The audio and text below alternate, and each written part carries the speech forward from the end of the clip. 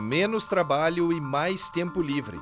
Na Europa, essa tendência é observada cada vez mais, principalmente nos países mais ricos do continente. E mudar isso tem se mostrado uma tarefa desafiadora tanto para governos quanto para empregadores, já que boa parte da população não quer abrir mão de ganhar menos em detrimento de uma maior qualidade de vida. E isso, claro, traz suas vantagens e também consequências.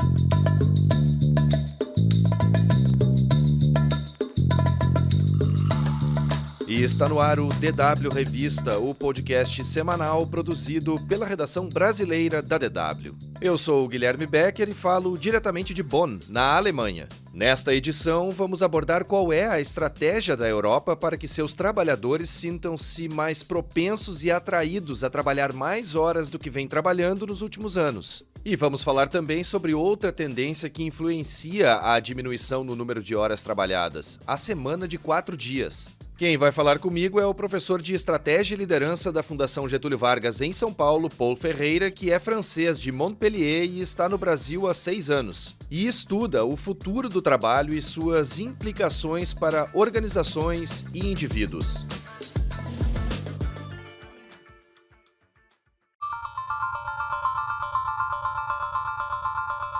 Com falta de mão de obra em algumas das nações mais abastadas da Europa, fica a pergunta: o que é preciso fazer para que os europeus trabalhem mais? Governos e empresas de países como Alemanha e Holanda tentam fazer com que as horas extras fiquem mais atraentes para os trabalhadores. Na Alemanha, por exemplo, considera-se a possibilidade de obrigar empresas a permitir o trabalho remoto. Na Holanda, os subsídios para creches devem ser expandidos a partir de 2027, o que era para ocorrer já a partir de 2025, mas foi adiado devido a cortes no orçamento. E mesmo assim, os trabalhadores ainda preferem mais tempo livre. Prova disso é que a média de horas de trabalho segue caindo, enquanto aumentam as vagas de meio período e os sindicatos pressionam por menos horas no tempo integral. Só para se ter uma ideia, mais de 3 em cada 10 empregados na Alemanha, na Áustria e na Suíça trabalham em tempo parcial. Na Holanda, cerca de metade da força de trabalho é de jornadas de 35 horas ou menos por semana. Já nos Estados Unidos, a título de comparação, menos de 1 em cada 5 pessoas trabalha em tempo parcial, ou seja, menos de 35 horas semanais. Outro dado: enquanto que nos Estados Unidos trabalha-se mais de 1.800 horas por ano e no Brasil mais de 1.900 horas por ano, na Alemanha são pouco mais de 1.340 horas. E uma observação importante antes de eu chamar o Paul Ferreira: tudo isso que eu falei aqui não significa desemprego. Pelo contrário, o trabalho segue extremamente popular na União Europeia. O índice médio de emprego no bloco permanece próximo de 75%. Na Alemanha, esse índice é de mais de 80% e na Holanda é de quase 83%. Paul, a Europa trabalha menos e ao mesmo tempo ganha um pouco menos, mas também não abre mão disso. Como é que se muda isso? Ou melhor, há a possibilidade de se mudar isso, essa relação com o trabalho, uma vez que isso parece ser uma questão cultural já bastante forte? Eu acho que tem vários aspectos, né? Tem um aspecto, não sei se é cultural mas, enfim, acho que há uma mudança significativa da filosofia, de como as pessoas olham para o trabalho, pensam o trabalho, consideram o trabalho, e acho que está acontecendo talvez com maior força na Europa do que em outros países. A gente vem de uma concepção, assim, basicamente uma evolução, né, das filosofias do trabalho, que era esse mundo aristocrático, sendo muito rapidamente, tinha aquela distinção muito clara do trabalho criador e do trabalho braçal. Acho que vem a evolução para o mundo moderno, é importante, a realização ela passa por o trabalho, não agora, mas já há algumas décadas, talvez, mas acho que as consequências estão se fazer sentindo agora. A gente está passando para um mundo pós-moderno, e acho que talvez a frase que emblematiza isso melhor é: não quero viver só para trabalhar. Então, eu acho que se a gente está nessa lógica, basicamente, essa ideologia do aqui e do agora, e que não é mais essa ideologia da felicidade diferida, sacrificial, que vem depois do esforço, eu acho que isso acaba influenciando, e mais uma vez me parece que veio com mais força na Europa do que em outros países. Então, acho que isso é difícil mudar isso. Me parece que temos ciclos e a gente está nesse ciclo, está entrando nesse ciclo bastante forte e não há necessariamente muitas soluções para isso. Então, esse acho que é o ponto cultural. Agora, eu acho que tem aqui alguns elementos que não são só cultural, ou que não tem a ver só com a filosofia, e que aí a gente pode trabalhar, né? Acho que para mim, por exemplo, uma das questões, um dos problemas estruturais é a falta de engajamento. Como você sabe, a Gallup tem aquelas pesquisas sobre engajamento e os europeus estão mais insatisfeitos com os locais de trabalho do que qualquer outra pessoa no mundo. Não vi o de 2023, mas o de 2022 mostra que a Europa ela tem 14% de pessoas satisfeitas,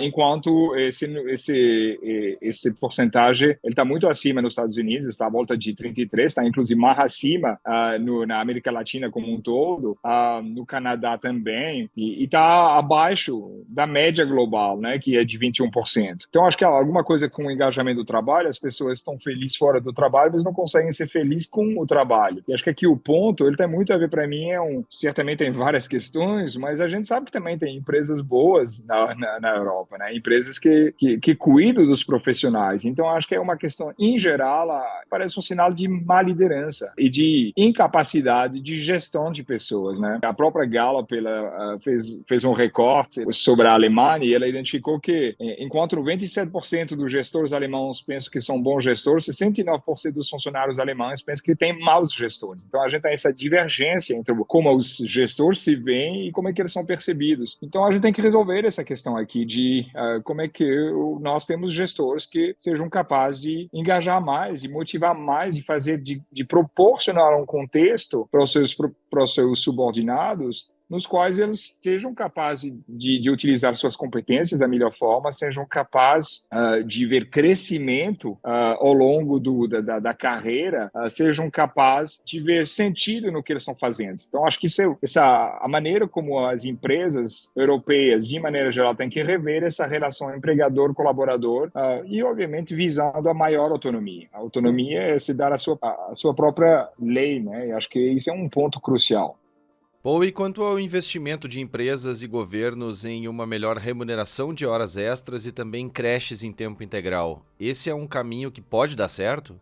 Todo esse movimento para trazer mais benefícios para os colaboradores, acho que é um ponto importante. A Europa, nessa lógica antiga do welfare state, né, de proporcionar mais condições sociais e mais proteção, de uma maneira geral, para os indivíduos, acho que se enquadrava disso e talvez a gente precise de uma nova onda para isso. A gente tem uma questão muito forte de trabalho parcial, acho que sim, a gente está com índices muito fortes de trabalho parcial. Agora, não é fácil aumentar, e eu acho que não é fácil, na verdade, porque ele está muito ligado ao tipo de economia que vem se desenvolvendo, né? Como você sabe, na Europa a gente viu um processo de desindustrialização muito forte nas últimas décadas. Obviamente tem alguma heterogeneidade, eu sou francês, então aconteceu com maior força na França, nos países do sul da Europa, de uma maneira geral, tirando talvez Itália, que eu acho que se protegeu um pouco mais, mas Portugal, Espanha, França, Grécia, e ao mesmo tempo que a gente teve esse processo de desindustrialização, a gente teve um processo de desenvolvimento da economia de serviços. A gente sabe que a ascensão dos serviços, tipicamente,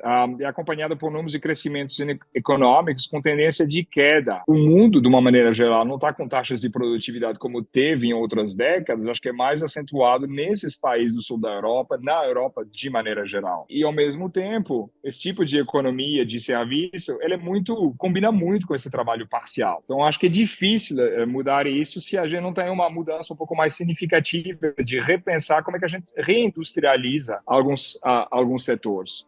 E como se inverte essa lógica? Ou como é possível inverter essa lógica? No caso de uma reindustrialização, no momento em que o continente foca em energias renováveis, sustentáveis e, ao mesmo tempo, fazendo com que ele ganhe maior produtividade. acho que é uma necessidade de concentrar todos os esforços de recuperação em certos setores, em particular, talvez no que eu chamaria da economia da vida. Então, são setores que, de uma maneira ou de uma outra, eles se entregam à defesa da vida. Saúde, prevenção, higiene, gestão de resíduos, saneamento, toda essa questão mais ambiental, educação, energias renováveis. Então, acho que esses setores variam também aí, dependendo dos países, entre 40% e 70% do PIB. Eu acho que a gente tem que subir isso, a gente tem que aumentar isso para mais de 80%. Então, me parece que apostar nessa economia da vida pode ser um caminho para essa reindustrialização. Lembrando que o DW Revista pode ser acessado por meio de plataformas como o Spotify, onde basta procurar pela playlist DW Revista. Além disso, tem no Deezer, iTunes, Google Podcasts, Google Home e Alexa. E em tablets ou celulares é só baixar o aplicativo Google Assistente para Android ou iOS. Outro debate tem sido bem intenso no continente europeu, a Semana de 4 dias. Desde fevereiro, 45 empresas e organizações alemãs adotaram a jornada semanal de trabalho de 4 dias. Em caráter experimental, durante 6 meses, os funcionários continuarão recebendo o salário integral, mesmo que passem menos tempo no escritório ou trabalhando em casa. Pô, como é que está essa discussão na Europa e quais são os efeitos práticos disso?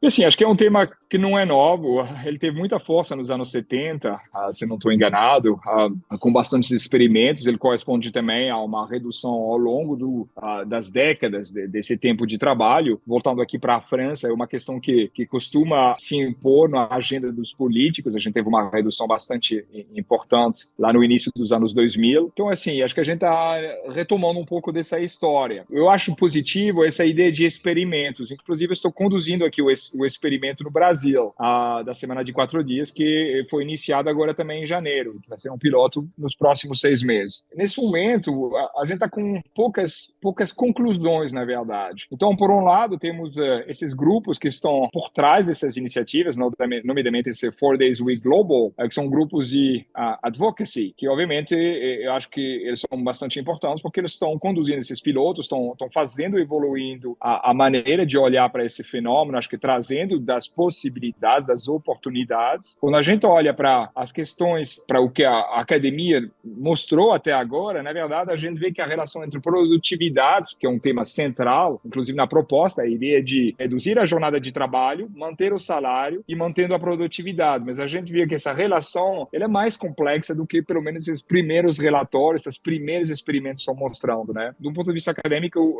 pesquisas mostram que há um risco de criação de maior desigualdade entre setores de trabalhadores, entre tipos de trabalhadores, maior talvez desigualdade de gênero, um aumento de controle de gestão. Então esse é um ponto importante, onde muitas das vezes a gente associa a semana de 4 dias a maior flexibilidade, mas acho que não é o caso, é outra coisa. Acho que são iniciativas diferentes. Maior flexibilidade tem a ver com essa questão, por exemplo, de trabalho híbrido, de poder escolher como a forma de trabalhar, se a gente vai trabalhar mais no escritório ou mais em casa, e, inclusive em outras regiões e em outros países, né? O work from anywhere. Aqui, muitas das vezes, nos pilotos, o que a gente vê é que, inclusive, a gente pega organizações que já eram bastante flexíveis, que já tinham uma liberdade dos colaboradores bastante grande, e o fato de passar para 4 dias obriga, na verdade, a implementar uma série de processos, de rotinas que tende a trazer um pouco mais de rigidez. Eu não estou dizendo que isso não é bom. Agora, acho que é preciso ter muito cuidado em não associar essa redução de semana de 4 para semana de 4 dias com uma nova política de flexibilidade. Acho que é uma outra perspectiva que necessita um redesenho do trabalho, e muitas vezes esse redesenho do trabalho ele passa para um momento do controle de gestão, talvez mais monitoramento. Então, assim, acho que para mim é difícil concluir nesse momento, a gente está nessa fase. Eu acho muito interessante de avançar com pilotos, com experimentos, porque isso vai nos trazer dados, vai nos trazer também mais criatividade, talvez, na maneira de implementar essa semana de 4 dias, mas acho que não é tão positivo quanto, talvez, muitas vezes, esses grupos de advocacy, eles pretendem ou gostariam que seja. E aí, gostou desse episódio? Gostaria de sugerir pautas para a gente abordar aqui? Então deixa um comentário nas redes sociais da DW, como no Instagram ou no YouTube.